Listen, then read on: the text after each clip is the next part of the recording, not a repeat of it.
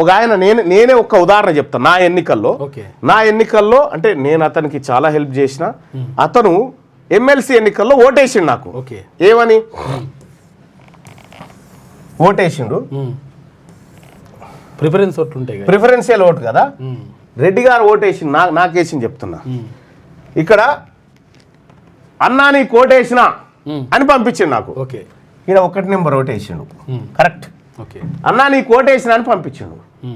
పంపించి screen shot ఏం దాకా పెట్టిండు, గీన్ దాకానే పెట్టిండు. దీని కింద రెడ్డి ఆయన ఉన్నాడు, మళ్ళా దీని కింద రెడ్డి అభ్యర్థి ఉన్నాడుగా, గీన్ దాకానే పెట్టిండు. గీడికే పెట్టి అన్న నీ కోటేషన్ అని పంపిండు.